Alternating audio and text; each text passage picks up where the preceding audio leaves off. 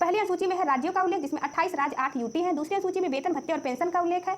तीसरी अनुसूची में शपथ संबंधी उल्लेख। चौथी अनुसूची में राज्यसभा की सीटों का उल्लेख। पांचवी अनुसूची में अनुसूचित जाति जनजाति क्षेत्रों के प्रशासन का उल्लेख। छठी अनुसूची में असम, त्रिपुरा, मेघालय, मिजोरम का जनजाति प्रशासन का उल्लेख। सातवीं अनुसूची में केंद्र और राज्यों के बीच शक्तियों का बंटवारा, जिसमें कि तीनों सूचियां शामिल हैं। आठवीं सूची में भाषाओं का उल्लेख है, वर्तमान में 22 भाषा है। नौवीं सूची में भूमि सुधार संबंधित उल्लेख है। 10वीं सूची में दल बदल संबंधित प्रावधान किए गए हैं। 11वीं सूची में पंचायतों का प्रावधान। 12वीं सूची में नगर निकायों का प्रावधान किया गया है। आइए महत्वपूर्ण अनुच्छेद देखते हैं। अनुच्छेद 1 में है राज्य प्लस यूटी। अनुच्छेद 6 से 11 में नागरिकता है। अनुच्छेद 14 में है विधि की समझ क्षमता। 17 में अस्पृश्यता का अंत। 18 में उपाधियों का अंत। 19(1)(a) में विचार अभिव्यक्ति की स्वतंत्रता दिया गया है। 21 में है प्राण दैहिक स्वतंत्रता का अधिकार। आर्टिकल 21(a) में है शिक्षा का अधिकार, मौलिक अधिकार। आर्टिकल 24 में है शोषण के विरुद्ध अधिकार। 25 में है अंतःकरण की स्वतंत्रता। 32 में है संवैधानिक उपचारों का अधिकार, जिसे भीमराव अंबेडकर ने संविधान की आत्मा कहा है। 37 में है डीपीएसपी अपवर्तनीय है। 38 में लोक कल्याणकारी राज्य है।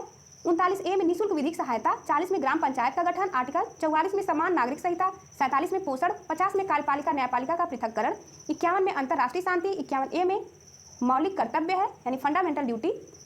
52 में भारत का एक राष्ट्रपति होगा। 53 में कार्यपालिका शक्ति। 54 में राष्ट्रपति का निर्वाचक मंडल। 55 में निर्वाचन विधि। 56 में राष्ट्रपति का कार्यकाल। 60 में है राष्ट्रपति का शपथ। 61 में महाभियोग, यानी राष्ट्रपति का महाभियोग। 63 में है उपराष्ट्रपति पद का विवरण। 71 में है राष्ट्रपति चुनाव विवाद में सुप्रीम कोर्ट सुनवाई कर सकता है। आर्टिकल 72 में है राष्ट्रपति को क्षमादान की शक्ति। 76 में है अटॉर्नी जनरल। 108 में संयुक्त बैठक है। आर्टिकल 110 में धन विधेयक। 112 में वार्षिक वित्तीय विवरण। 123 में राष्ट्रपति को अध्यादेश जारी करने की शक्ति प्रदान की गई है। 124 में सुप्रीम कोर्ट है। 129 में सुप्रीम कोर्ट एक अभिलेख न्यायालय है। 143 में राष्ट्रपति परामर्श ले सकता है सुप्रीम कोर्ट से। 148 में सीएजी का पद है। 153 में राज्यपाल का पद दिया गया है। 161 में राज्यपाल को क्षमादान की शक्ति प्रदान की गई है। 165 में है अटॉर्नी जनरल। 213 राज्य का अटॉर्नी जनरल होगा यहाँ पे। 213 में राज्यपाल को अध्यादेश जारी करने की शक्ति। 214 में है हाई कोर्ट। 215 में है हाई कोर्ट एक अभिलेख न्यायालय है। 226 में हाई कोर्ट को रीट जारी करने की शक्ति प्रदान की गई है। 243 से लेकर के 243O तक स्थानीय स्वशासन दिया गया है। 246A में जीएसटी है। 266 में संचित निधि। 267 में आकस्मिक निधि।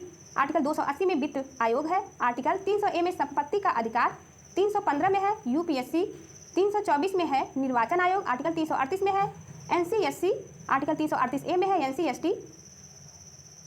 आर्टिकल 343 में राजभाषा है। आर्टिकल 352 में राष्ट्रीय आपातकाल है।